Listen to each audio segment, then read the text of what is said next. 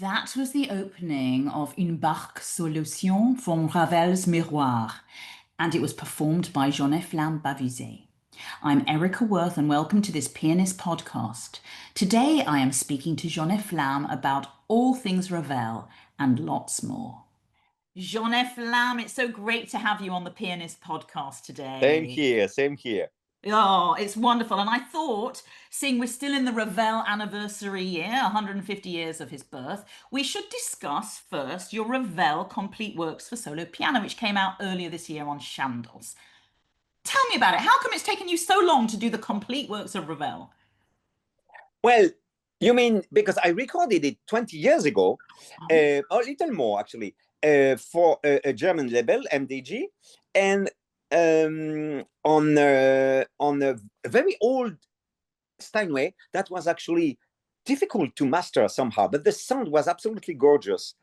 okay. But it was a heavy instrument. And as you know, Ravel has a lot of repeated notes and floating arpeggios. And I remember struggling a lot.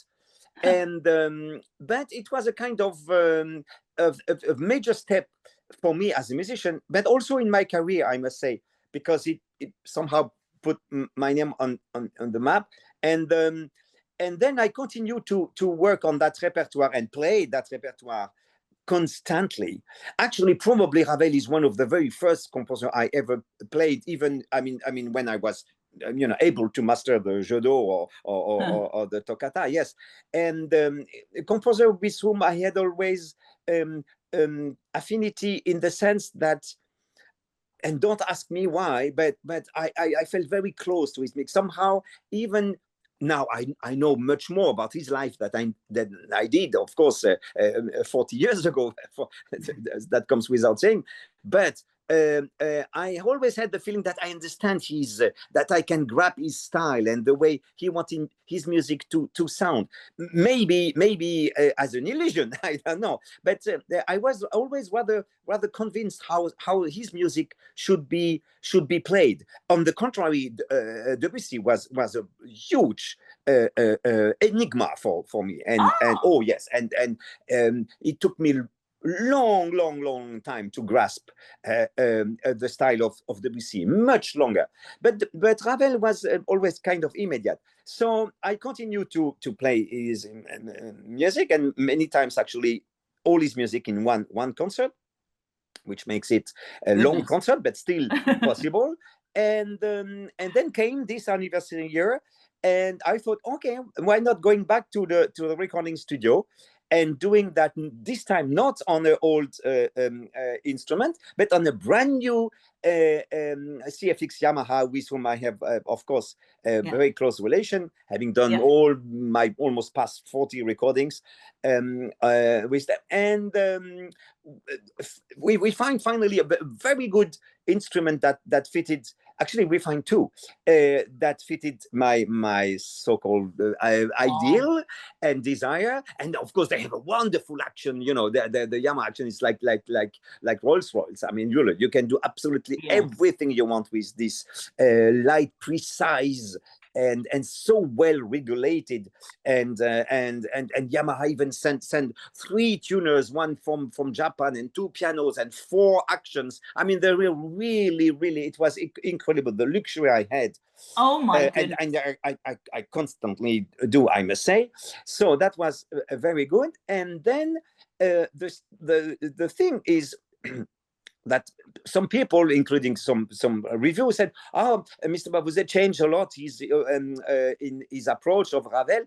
That was, it was very strange for me, because actually, um, the difference between the two recordings, I must say, I didn't hear the first one before I was doing the second one. I was not doing, okay, I now thinking I'm going to do something different than I did 20 years ago. No, that was not Oh, my purpose. My purpose was to have another complete Ravel experience in the studio. But my point of view didn't change a bit. Absolutely not. Up to a No. point that at some time I said, but is it really necessary to record the whole thing? Because I'm sure my playing is about the same as it was. And believe it or not, it's not. It's not, No. but not at all. First of all, the sound environment is completely different, of course, because of the instruments and also the surrounding and the sound and everything. But it's just the time passing, and probably between the two recordings there are, I don't know, 50, 80, maybe hundreds of performance between them, and of course it adds a kind of patin. How do you would explain that in English? The time is making a difference, and of course you evolve as a musician. And I must say, reading all I know now about Ravel, I may have changed, but not with my decision to make something different at all. I don't think my position changed. Anyway, it was a wonderful, wonderful experience. I was really happy also, thanks to the idea of Ralph Cousins, to add the waltz, which I was not thinking of doing, because, as you know, the valse is transcription of an orchestra piece. Yeah, la valse. Yeah, exactly, la valse. But no, I was very, very, very happy to do it, and now, of course, it's a real joy to present to the audience, which I've done many times this year and still continue, his complete works of. I was thinking the entire output of Ravel is more or less 3 Wagner operas. That's all there is. So his piano music, his entire piano music, is actually a long concert of 2 hours, 20 minutes of music. That's all. So, absolutely. You have it on one release. Exactly. I'm trying to think how many minutes it is in total. Where does it say? Well, it's exactly 2 hours and 20. Yes, exactly. No, listen, including la valse, which is 13 minutes. Of course. And I see, of course, you are playing it all around at the start of the season. You're going to Australia, Japan, America, Spain, playing Ravel, yes? Oh yes, but I did I just did it last week in the wonderful Lammermoor Festival in Scotland. Wonderful place, like one of the best kept secrets of England. It's really marvelous place. And you have 500 people at 3 times, sometimes even 4 times per day. And so yes, it's a non-stop feast of mixing unknown music and young people, more advanced performer, and so it's a great place. And so I did that there too, and I'm going to do it in New York, and as you said, Japan, Australia, and I was at the Verbier. I opened the Verbier Festival. I mean, it's a lot of things. Yes, I hear you were also at Bravo Vale in Colorado a week before I was there. What did you play there? The Ravel? I played Ravel left hand with the wonderful Philadelphia Orchestra and Stéphane Deneuve. Yes, that was really marvelous. Was marvelous. And we had something funny, because just before we came on stage, a big storm came out. Yeah, and as you know, the piece is half outdoors, and you have, I think, almost 2,000 people covered, but the 4 other thousands are in on the grass. So it was a kind of shaky. We waited, and finally we made the intermission, and then we played. We played with a kind of 40 minutes delay. But it's inevitable. But nevertheless, it was really great, really great. Fantastic. Now, what I found interesting about you touched on Debussy, saying that Ravel you had a better inclination towards. Most people would say the opposite, wouldn't they? They start with Debussy. Whereas Ravel seems so difficult in a way. Are you sure, Erika? I think I'm not sure, because on the pure, let's say, fame, Ravel is more known than Debussy, probably also because he's more known. No, no, known. no. Or I mean, the bolero is a phenomenal.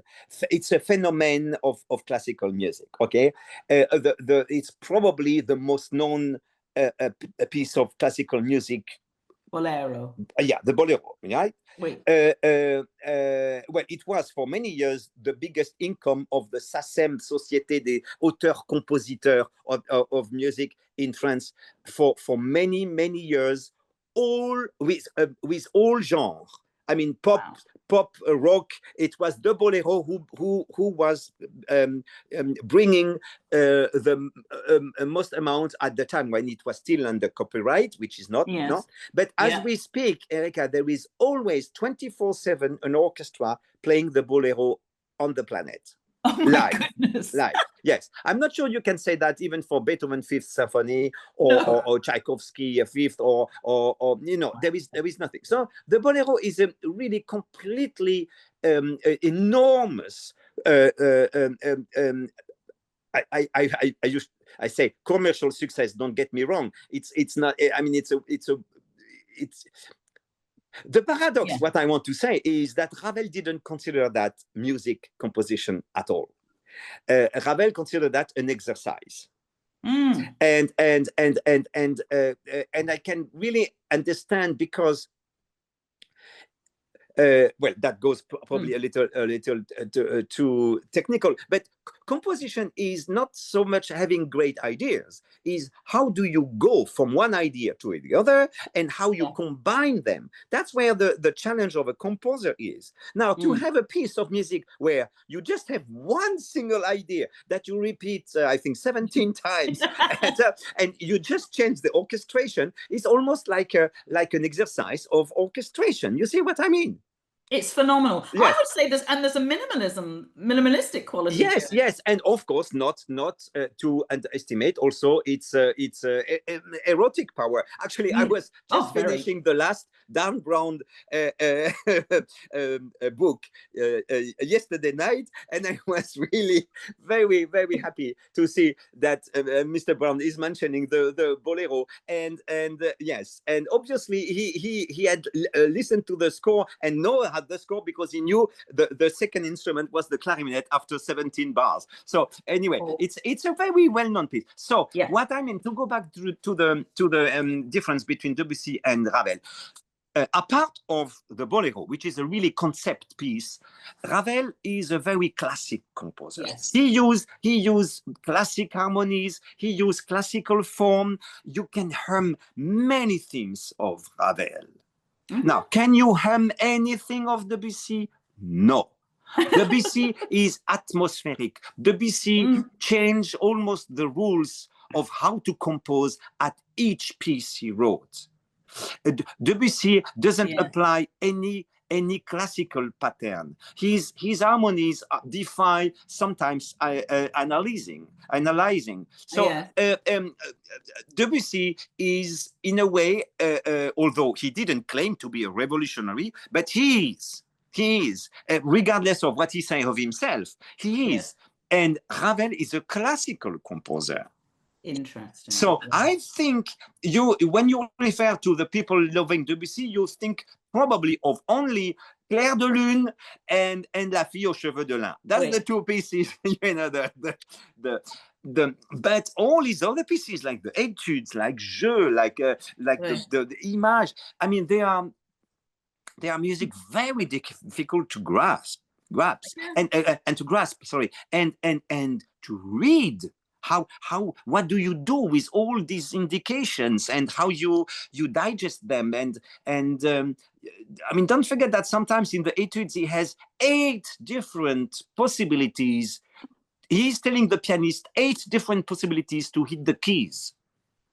Unbelievable. Now, Ravel is very precise too, and we know that Ravel didn't want any personal initiative from his. He said, "Play the score as written. Please do not add anything." Okay, good. But so you more or less you play the Ravel music in the tempo he asked for, and you rather play them straightforward, and it sounds good. With Debussy, it's another world.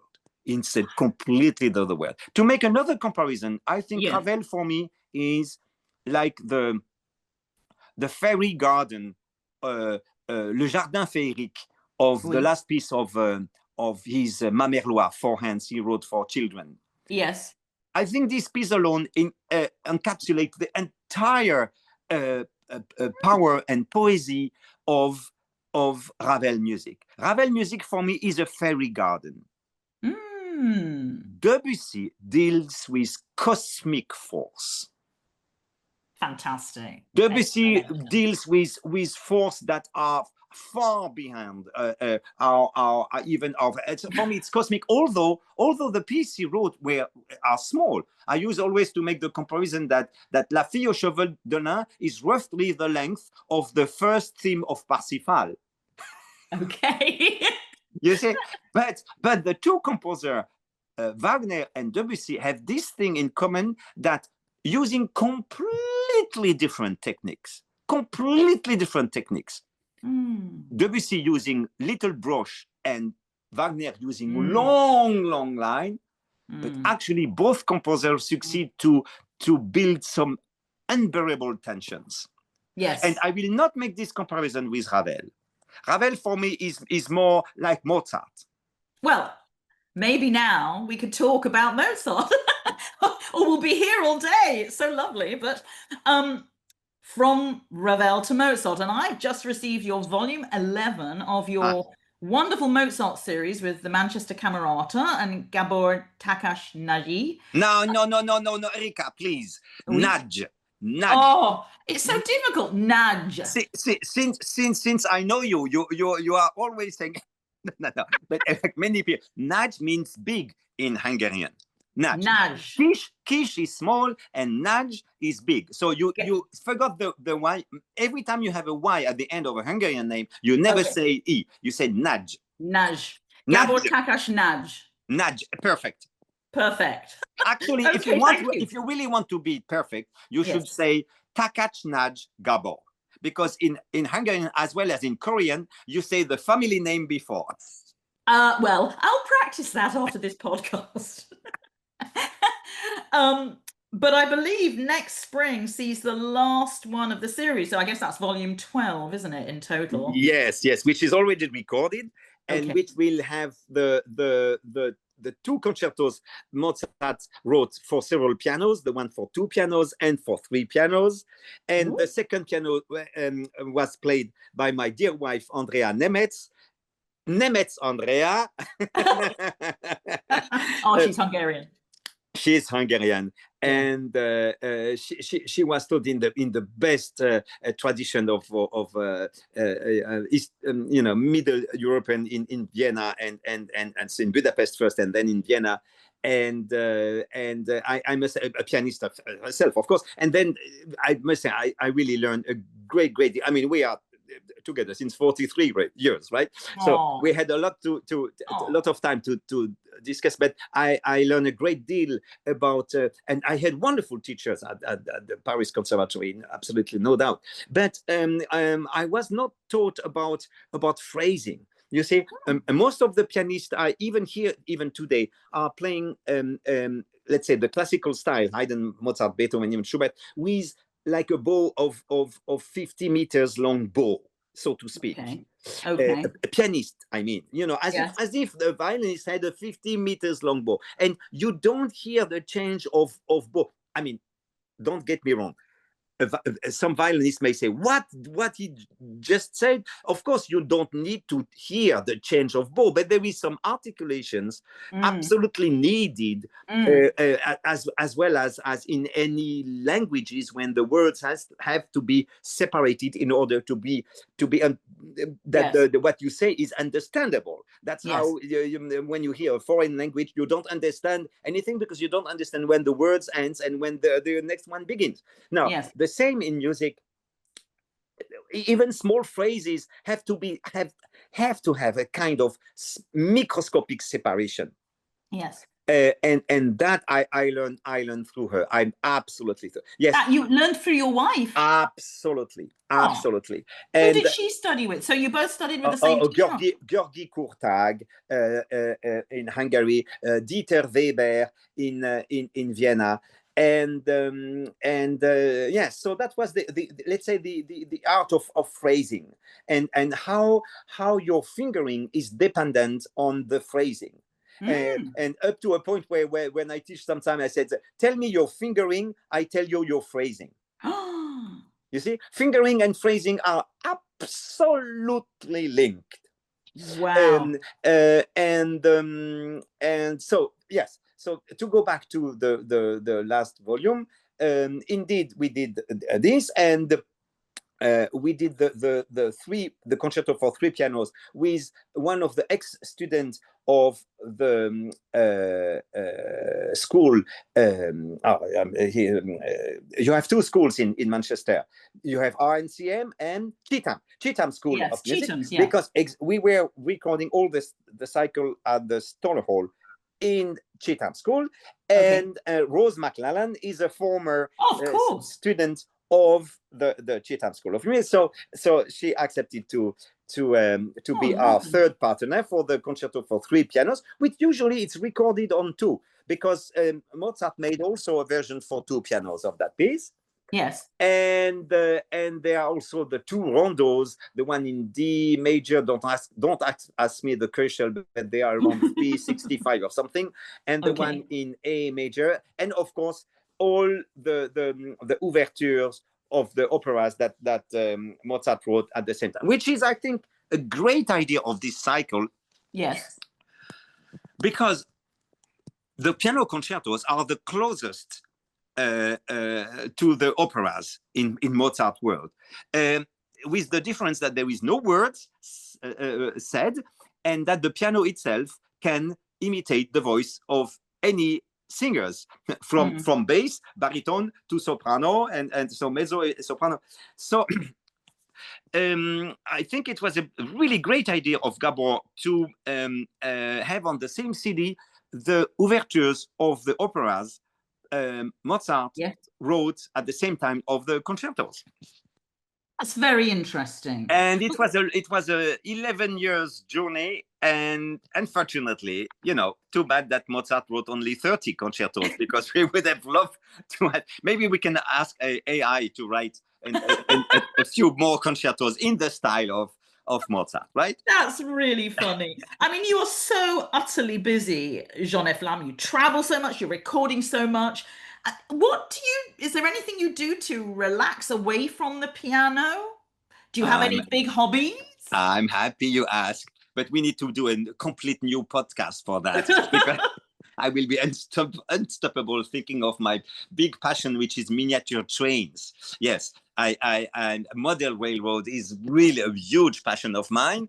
And for the one who are a little bit aware of the size, I'm dealing with a very, very tiny size, which is called the Z scale. It's 220 times smaller than reality. So a finger alone is already a locomotive and one wagon. Yes. So my tracks are 6.5 millimeters wide. 6.5 millimeters wide? That's tiny. Yes. My people are 5 millimeters tall. And I paint them. I paint paint even some ties and the hat. Yeah. So, and I have built let's say my kingdom. The great thing is that you need a very small space to create something.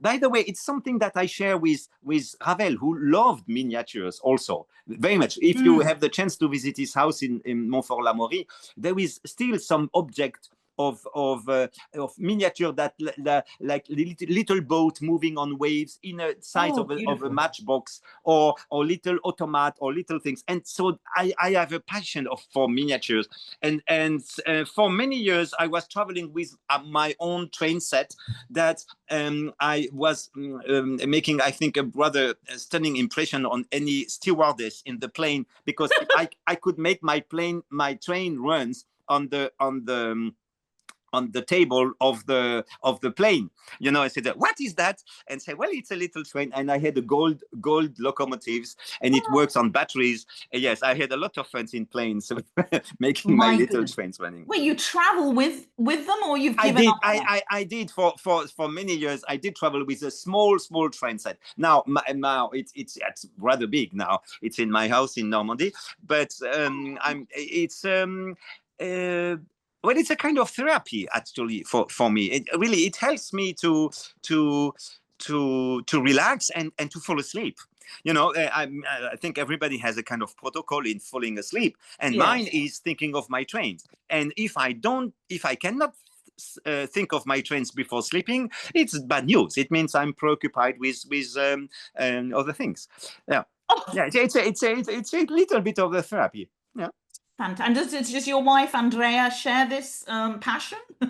No, but she's so devoted to her husband that last time we visited Hamburg, where there is the biggest train set in the world. It's called Miniature Wonderland. It's a 50 million euros train installation. And believe it or not, I've made her spend 7 hours in that. And that was my fourth visit. And let me tell you, 7 hours is not even enough to see Oh my half goodness. of it. So, You'll have but to go back again on your own. oh yes, she dutifully followed me for the 7 hours. But I really recommend anybody, even if you are not so much into miniature trains, it's really worth. They rebuilt an entire Elb Philharmonic, which opens, and the orchestra is moving in little parts. It's really fascinating. Oh my goodness. Well, I'm absolutely convinced you could spend a whole podcast talking about that. But I guess we need to sign off Move on on. Yeah, that. yeah. Goodness, there's a lot I'd like to ask you. I mean, you've got this project with Chandos also, the Beethoven Connection. You've done one recording so far, and you're going to be doing another one. Is that correct? Actually, almost. The second one is already recorded and Okay. will be out. I don't know the date swift, but probably. I mean, you probably know better. You 26 I in think autumn 26. exactly. Yes, I Okay. think so. And this is, The yeah. idea came in 2020 with the Beethoven year, and I was always very interested to rather less known composers, and why.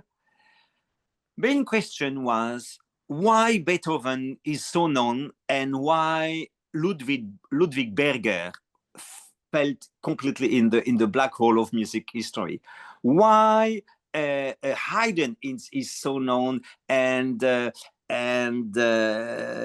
Wolfel no, and you know all of these questions. What makes the greatest, and what is the reason that the others some kind of disappeared more or less? Of course, everybody knows the name of Clementi, of Hummel, of Duschek, but why their music is less played?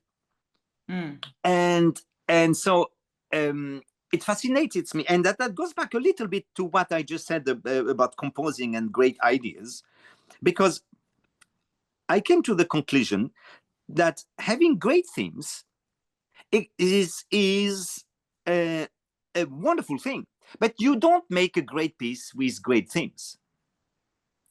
Great themes is far not enough to create a masterpiece. It's a little bit as if in a movie industry, you had just a movie with great pictures. Great pictures are needed to make a great movie, but that's not actually what makes a great movie. It's the plot, it's the way the story is said. How do you go from one situation to another, Yes. and how the whole film is built in a climax or several climax, the release and Yeah. the tension that the Yeah. movie and that the director creates with all the editing process. Well, actually, in composition, it's a little bit the same. And Beethoven is a great example of that. You cannot say that Beethoven is a composer with great themes. Sometimes his themes are in a way, the most simple as possible. In a way, we are almost in wonder, how could he write such a great piece with a theme that has so little potential, or so little originality. I'm not saying that not. So there are some themes of Beethoven which have a great originality, but most of the time they are not. It's the way the music is built, the great vision, the concept that we were referring to when we talk about Ravel, and Clementi, Hummel have great ideas, have great themes. I love their music, and sometimes really have a very honest soft spot. Otherwise, I will not spend my time learning their piece and recording them. But what I want to show by that is that it's great music, but it has some great moments. And in a way, I don't want to demonstrate the weak points. That will be too radical for me. But what I want to say, it's a completely different way of thinking in terms of architecture and of the great picture. Yes. Some of the piece, let's say Ludwig Berger, who is I'm not sure if you are familiar with the name. I will not be surprised you are not. No. The best student of Clementi, one of the best students of Clementi. And who wrote a sonata I just recorded, Grande Sonate Pathétique in C minor. That rings a bell. With exactly the same pattern of the Beethoven Pathetic Sonata Opus 13. But Ludwig Berger is even trying harder, because he is putting the slow introduction also at the end of the third movement, a very original gesture that even Beethoven didn't think of it. Didn't think, because we have the return of the slow largo, in the first movement, but you don't have recall of the first movement in the last movement. You don't have. Ludwig Berger tried, and it's very touching, because it works and it doesn't work at the same time. I was really playing the piece and recording the piece with all my soul, and I hope people will hear it and say, wow, that's really original. That's really original. And so yes, so the volume 2 is about sonata with of Clementi, of Hummel, the funeral march that Czerny wrote for Beethoven, very solemn and moving piece, as we know that Czerny was so close to Beethoven, and this sonata of Berger. But there will be certainly a volume 3 and possibly a volume 4, because my dear friend Marc Vignal, Mr. Haydn in France. You have Jeremy Nichols in your country for Debussy and Ravel. So we have Marc Vignal in France for Clementi and Haydn, and he knows what Clementi and Haydn had for breakfast their entire life, and so he's advising me very wisely what piece to record, and it's a great passion of mine at this moment also. I look forward to listening and on top of it, it makes me also realize the originality of Beethoven. I'm sure. And that's the main thing. Yes. Oh, it sounds fascinating. I can't wait to listen to it. You will be surprised. Good, I'm sure. Now on to some light-hearted questions. Sure. I'm going to throw these at you, and if you just reply off the cuff, that would be wonderful. Okay. If you could play only one composer from now on, who would it be? I stop playing. Because I think too much of even a great thing kills a great thing. Wow. Yeah. So when Richter said, I don't play Beethoven's fourth concerto because I love it, I'm afraid to hate it if I start practicing it. Oh. Yes. So I think too much of one thing is not an option. So in that case, I stop playing and I play in my head all the composer I want. Oh my goodness, what a great original answer. Okay, fair enough. Next question. One pianist, dead or alive, you travel long and far to hear. Oh no, I mean immediately Liszt, Franz Liszt, Whoa, of course, great. of course. Great. As it, you know that Debussy heard Liszt playing in How Rome, fantastic. 2 years before Liszt passed away, and when Debussy was a composer in residence at the Villa Medici, and so we speak about a 72 years old Liszt. And Debussy said all his life he never heard piano so well played. We don't know what Liszt played. We still Mm, for the pensionnaire of Liszt of the Medici house. We don't know what he played. It must have been some of his last pieces, rather yes. religious and mysterious. Yeah. Certainly not virtual stuff. But to hear Liszt improvising or sight reading the Schumann quintet, or this concert with when Liszt. Oh, I know. The concert I would love to hear is Bach triple concerto with Hensoldt, Chopin, and Liszt at the piano and Mendelssohn conducting. Yes, I Oh think my there goodness. is a concert. I'm almost sure it. Yes, I hope. I mean, don't quote me completely, but I think there is an amazing concert of Mendelssohn conducting and Liszt and Chopin at the piano or something like that. Okay, Oh my goodness, with next. Hensel. That Yes, sounds amazing. next question. Next question. One person, dead or alive, you would like to play for. I was inclined to say Beethoven, but he will not hear me, so that's not a good answer. Uh, uh, I, I have many ways. Of course, I would let's say Ravel, because he's extremely demanding composer, extremely demanding. But I'm not sure it's the one with whom I could learn the most. Mm. Because so it's no. Probably. Well, let's say no. I still say Beethoven, but before he can, he lost his Fine, hearing. when you Yes, can still hear. yeah, Yeah. yeah, yeah, yeah. Okay. No, You've no, learned a lot Beethoven. from him. Okay. Because you know why? Because I have more questions to ask to Beethoven than to Ravel. Interesting. Okay. Yeah. Fine. Do you have any technical struggles? Oh, yes, of course. Uh, um, uh, you know, yeah. I mean, are you thinking in terms of technique now? If Technique I'm at the not, piano. I'm not terribly good in double thirds. Yes. Fine. Yeah. That's a difficult one. Okay. Yeah. And the trills, octave, chords. No, no. I mean, you would have answered. You would have asked me this question about 30 years ago. I would definitely have telling you octaves because of the functional dystonia. That I had. Of Yes, of course. course. Yes. So that was a big struggle. Although octaves were my forte at that time. Yeah. So Oh, that's another subject. But now time has passed, thank God, and yes. thanks to the help of the right people, thank Yeah. God.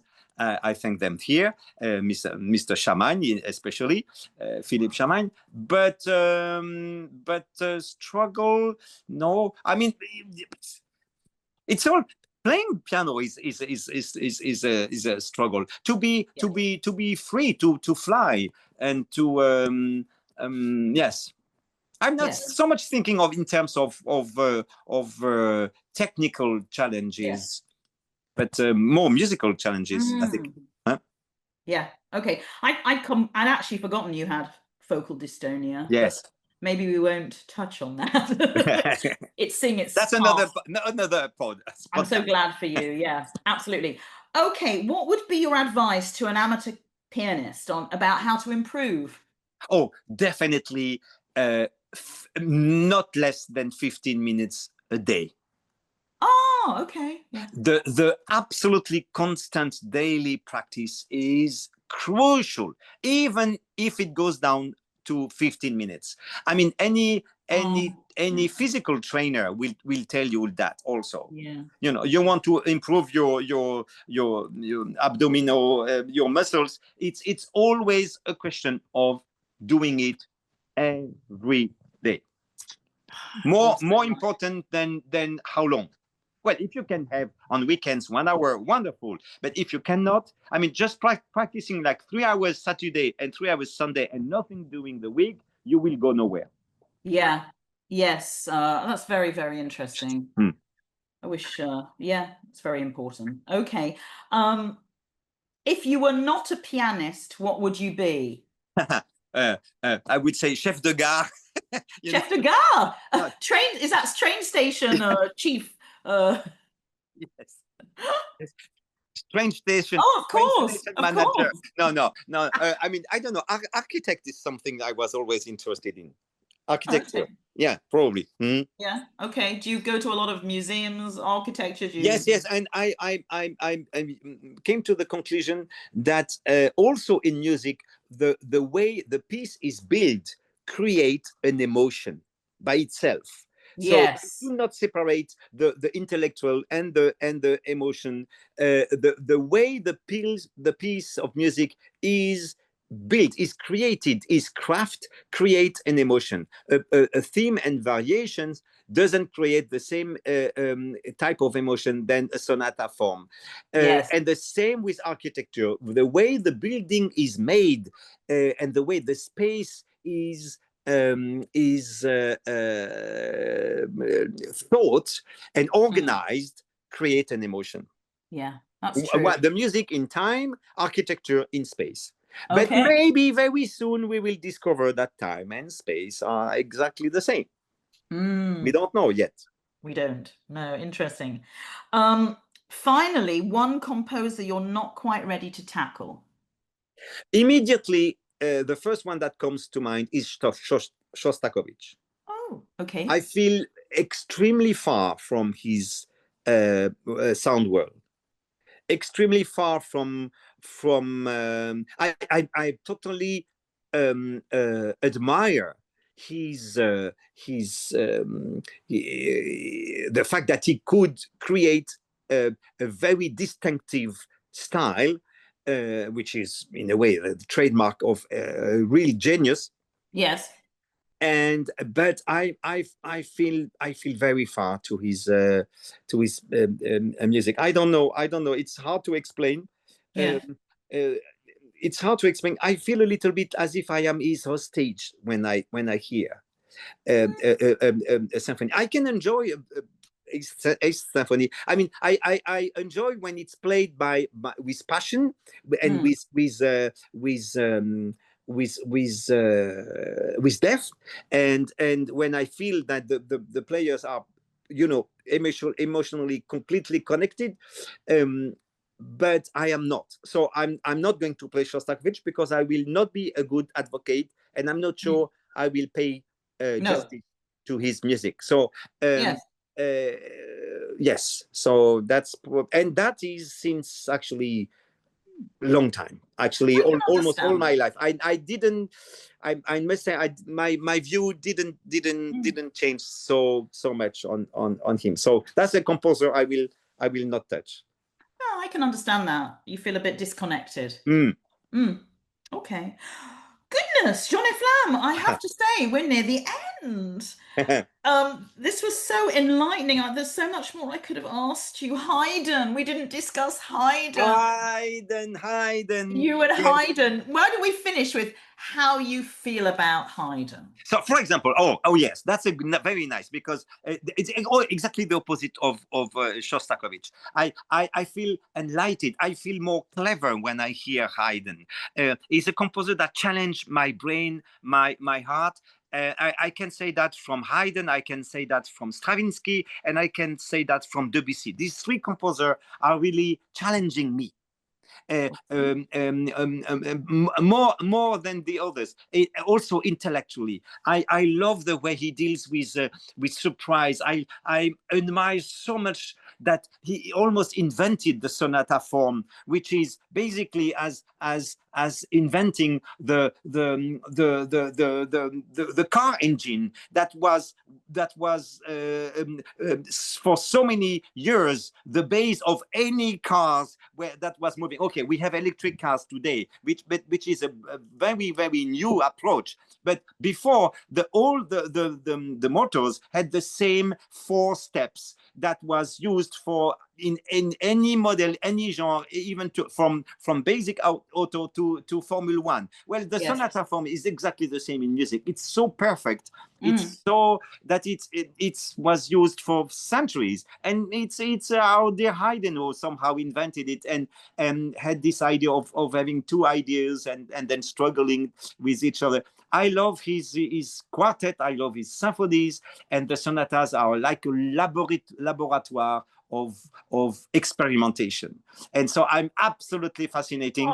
And I'm so desperate that I don't have my yearly meeting with Haydn to have another recording of Haydn, because I've done them all.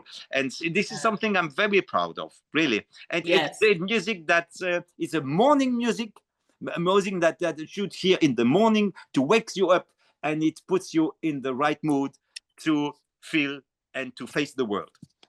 Oh my goodness, I tell you, listeners, if you could see Jean-Efflam right now, he's smiling. He's grinning there. Oh, this is such a lovely way to end our conversation. Absolutely. Thank you for bringing this up. Oh, well, it's been a pleasure. I'm sure you're a busy man. I'm speaking to you. You're in France at the moment, I think. Yes. But I wish you all the best, and I'm sure I'll see you very soon. Thank you, Erika. And thanks for speaking to us. There's been so much there that everybody will enjoy. Goodbye to you all. Bye-bye. Goodbye. Goodbye.